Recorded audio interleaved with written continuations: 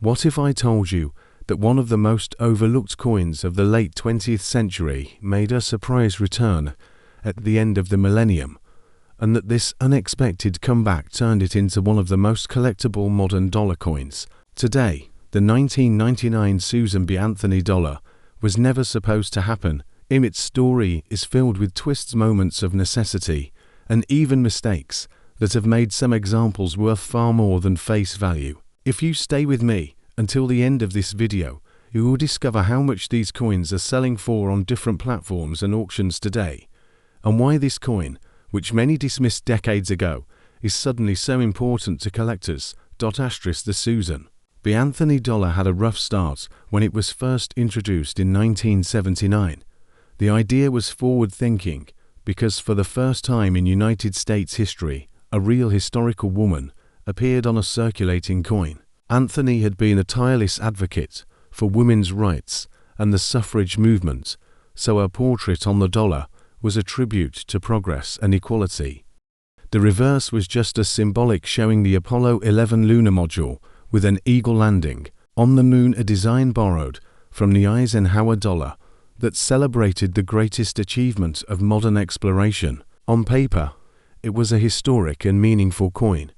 In practice, however, the public was not impressed. The coin was small, about the size of a quarter, and silver in color, which led to endless confusion in daily use. People found themselves handing out dollars when they thought they were spending quarters, and the coin quickly earned a reputation for being inconvenient. By 1981, production had ended, and the Anthony dollar was declared a failure. For nearly 2 decades, no one thought they would ever see it again. Then in 1999, something unusual happened. The nation was running low on dollar coins. Vending machines, transit systems, and other services that relied on them were demanding more supply, and the Sacagawea golden dollar, planned for release in 2000, was not ready yet. Faced with this problem, the United States Mint turned back to the Susan B. Anthony dollar. For one last time, it would be struck and placed into circulation. This was never meant to be a revival of the series. It was a temporary solution to fill the gap until the new dollar coin was ready. That brief moment is what makes the 1999 issue so fascinating. Production was handled at 2 mints. Philadelphia produced nearly 30 million pieces, and Denver produced a little over 11 million. Compared to the hundreds of millions made in 1979, these numbers are tiny, and that scarcity has given the 1999 issues a boost in collectability. They are the lowest mintage circulation strikes of the entire series, and the fact that they were the last ever produced makes them stand apart. Visually, the coin remained unchanged. The obverse still carried Anthony's determined portrait framed by stars and the word liberty, while the reverse still displayed the moon landing with the eagle in descent. But if you hold a coin dated 1999, you are holding the closing chapter of a controversial series. This is the farewell to the first woman on a circulating coin, and at the same time the coin that passed the torch to Sacagawea. The proofs of 1999 are especially interesting. Struck only in Philadelphia, they were produced in small numbers for collectors and sold as part of special sets. Unlike circulation coins, proofs display flawless detail with polished mirror fields and frosted devices. These are not just coins, they are miniature works of art. Being the final proof issue of the series, they have become must-haves for dedicated collectors who want to complete the set. Now, we come to one of the most exciting parts of the 1999 story, and that is the world of minting errors. Every coin collector dreams of finding a mistake, because errors are usually far scarcer and often bring impressive prices. In 1999, several notable errors were recorded. One is the wide rim variety, which shows a larger gap between the date and the rim, making it easily identifiable to the naked eye. Another is the off-center strike, where part of the design is missing because the blank was not properly aligned in the press. There are also double-struck coins, where the design was impressed twice, creating a dramatic ghost-like effect. But the most remarkable error is something that almost seems like science fiction. A few Susan B. Anthony dollars were accidentally struck on Sacagawea blankets, the golden-colored blanks intended for the next year's design. Imagine holding a coin that shows Anthony's portrait but shines with the golden hue of Sacagawea. These are incredibly rare, and when they surface at auction, they command jaw-dropping prices, sometimes exceeding several $1,000s.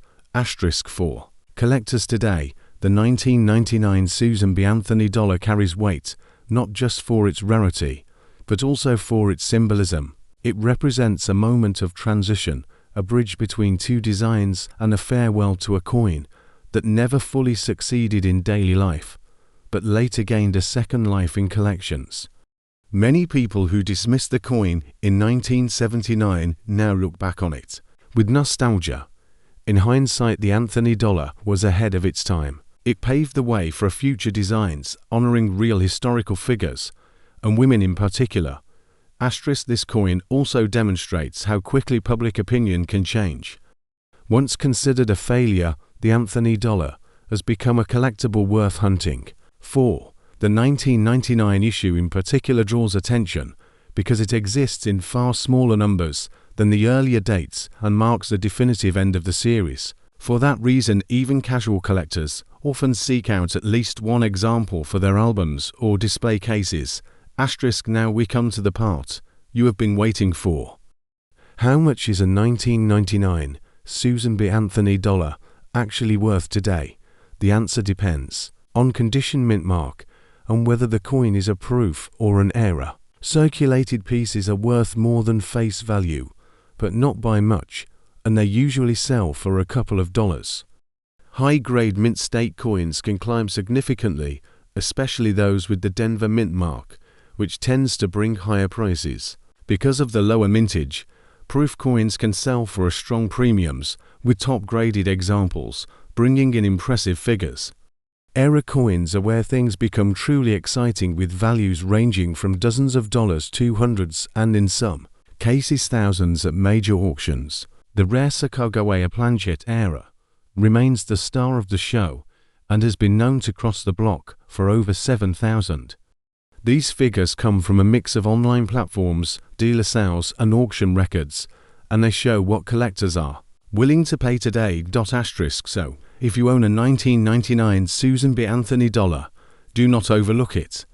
It might be just a circulation strike, or it might be something more. If you want to know the exact value of your coin, whether it is from Philadelphia or Denver, whether it is a proof or possibly even an error, leave a comment with the details. Every coin tells its own story, and values change depending on grade and demand. By sharing what you have, you can get a clearer idea of just how much your piece might be worth. The 1999 Susan B. Anthony dollar is far more than a leftover coin from the past. It is a symbol of the year 1929 was one of the most important turning points in American history. It was the year of the great stock market crash that launched the country into the Great Depression. Millions of people struggled financially, and every cent truly counted. That makes the 1929 Lincoln wheat penny more than just a coin. It was a lifeline in the pockets of ordinary Americans. It bought bread, milk, and daily necessities at a time when survival was uncertain. Holding a 1929 penny today is like holding a piece of that turbulent history. The wheat penny design itself was still fairly new in 1929. It had first appeared in 1909 to celebrate the 100th anniversary of Abraham Lincoln's birth. Victor David Brenner designed the coin with Lincoln's portrait on the obverse and to simple wheat stalks on the reverse, symbolizing prosperity and growth. By 1929, Americans had already grown used to seeing Lincoln on their pennies, but the coin had not lost its symbolism. It was a tribute to a president remembered for guiding the country through its most difficult war, and now ironically it circulated during one of the most difficult economic crises. When it comes to mintage, the 1929 penny was struck at two locations. The Philadelphia mint produced the largest number, while the San Francisco produced a smaller amount, with the familiar S mint mark beneath the date. There was no Denver issue that year. Philadelphia struck well over 100 million coins, while San Francisco produced fewer than 50 million. Those numbers may sound large, but when you compare them to other years of the wheat cent series, you realize that the 1929 coins are moderately scarce, especially in higher grades. Millions were worn down in circulation during the hard times of the Depression, and relatively few survived in pristine condition. For collectors, the difference between the Philadelphia and San Francisco issues is important. The plain date Philadelphia coins are easier to find and more common in most grades. The S mint mark coins are scarcer and usually command more attention, especially when found in higher mint state condition. The 1929 wheat penny is also interesting for its connection to hoarding habits of the Depression. Many people began saving coins out of fear of banks collapsing and money losing value, while silver and gold coins were saved more aggressively. Even humble copper cents, like the 1929, were put away by families who wanted security in small change. As a result, some rolls of uncirculated 1929 cents survived, but they are much rarer than other years. Finding one of those bright red gems today is a thrill for any collector. Errors add another layer of intrigue. In 1929, the minting technology was not as advanced as it is today, so mistakes happened. Collectors occasionally find pennies from that year with off-center strikes where part of Lincoln's portrait or the wheat stalks are missing. There are also examples with die cracks, repunched mint marks on the San Francisco coins, or doubled features on the lettering. These errors are not extremely common, but when they appear, they create excitement among collectors and bring higher prices. The coin's historical setting also influences its appeal. Imagine the contrast of a penny minted in the same years. The stock market crash. This little copper piece passed from hand to hand, while fortunes collapsed and unemployment soared. Each coin carries the memory of that national hardship. For collectors today, the 1929 wheat penny is more than a number in a price guide. It is a tangible reminder of resilience in the face of economic disaster. As the decades passed, most 1929 pennies wore down to a smooth brown appearance. They continued to circulate through the Depression, through World War II, and well into the post-war years. By the time the design was replaced in 1959 with the Lincoln Memorial reverse, most of the 1929 pennies were already well worn or lost. That is why today collectors especially prize those examples that remain in high grade with strong detail, an original red or red-brown color. The market for these coins shows how condition changes everything. A worn penny from 1929 might still be worth only a small premium above face value, but as the grade improves, the price climbs quickly. Collectors will pay much more for examples that still have sharp wheat stalks, bold lettering, and original mint luster. The San Francisco mint pennies are even more desirable, and in mint state grades, they often attract competitive bidding at auctions. Now we come to the moment you have been waiting for. How much is a 1929 wheat penny actually worth today? Prices depend heavily on grade and mint mark. A heavily worn Philadelphia example might only sell for a few cents above face value, while nicer circulated coins can bring a couple of dollars. Mint state Philadelphia coins with bright red color can sell for significantly more, sometimes in the dozens of dollars, depending on the exact grade. The San Francisco coins usually carry stronger premiums. Circulated S mint pennies can sell for a few dollars, and mint state S examples can bring well over $50 or even $100 in the higher ranges. Error coins add even more excitement, with some off-center strikes or double dice selling for hundreds. These values are not random guesses. They come from different online platforms, dealers, and auction records where collectors actively buy and sell coins today. If you own a 1929 wheat penny, you might have a piece of history worth more than you realize. To know the exact price of your coin, whether it is a Philadelphia issue or a San Francisco issue, whether it is circulated or mint state, whether it shows an error or has brilliant red luster, leave a comment with the details. Every coin tells its own story, and only by comparing it to recent auction results can you know the precise value. The 1929 wheat penny is more than just a copper cent.